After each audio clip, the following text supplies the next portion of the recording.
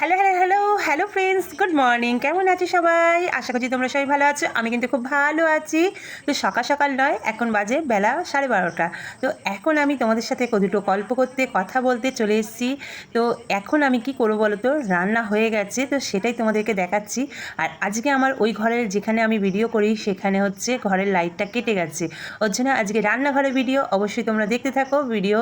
আর চলো কী কী রান্না করছি তোমাদের অবশ্যই দেখিয়ে দিচ্ছি। এখানে সবার প্রথমে দেখিয়ে দিচ্ছি, দেখো ভাত ভাত আমার হয়ে গেছে, ঝাঁঝরি চাপা দিয়ে দিচ্ছি। আর এখানে তারপর কী করেছি বলতে, এই যে হ্যাঁ, এটা হচ্ছে পেঁয়াজু করেছি। এইটা হচ্ছে বেশি নয়, দুখানা পেঁয়াজু করেছি, এটা আমি খাবো বলে। আর তার সাথে করেছি পটল ভাজা।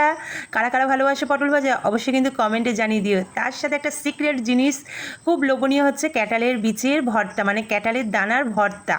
তো এই ভর্তাটা করেছি রসুন ভাজা, পেঁয়াজ ভাজা, শুকনো লঙ্কা ভাজা দিয়ে, আর তার সাথে নুন আর কাঁচা সর্ষের তেল দিয়ে করেছি ক্যাটালের দানার ভর্তা। তো কারা কারা ভালোবাসো কমেন্টে জানিয়ে দিও। আর তার সাথে করেছি কি বলো তো, সোয়াবিন দিয়ে আলু দিয়ে ডিম দিয়ে তরকারি। তো ডিমটা আমি তোমাদেরকে তুলে দেখাচ্ছি, এই দেখো ডিম। তো একটু গরম আছে, কারণ হচ্ছে এই সবে তো রান্না করে উঠেছি, তারপরেই আমি ভিডিওটা করছি যে তোমাদেরকে দেখিয়ে দিই গরম গরম একদম রান্নাগুলো। তো কারা কারা কিন্তু অবশ্যই কমেন্টে জানিয়ে দিও। আর তার সাথে দেখো, আমি সোয়াবিন না দেখলে একটুকু লোভ সামলাতে পারি না, আর সোয়াবিনটা আমার খুব ভালো লাগে, তার জন্য আমি খেয়ে নিলাম নিয়ে। তো সোয়াবিনটা খেয়ে নিলাম, তার সাথে তো আর একটুখানি কী বলো তো, ক্যাটালের দানা ভর্তা। এটা দিয়ে আজকে বেশি করে ভাত খাবো।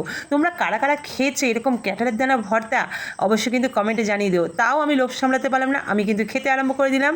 তো চলো বন্ধুরা, আজকের আমার রান্নাগুলো কেমন হয়েছে অবশ্যই কমেন্টে জানিয়ে দিও। সবাইকে টাটা, বাই বাই বাই। অবশ্যই কিন্তু কমেন্টে জানিয়ে দিও, ভুলো না কিন্তু।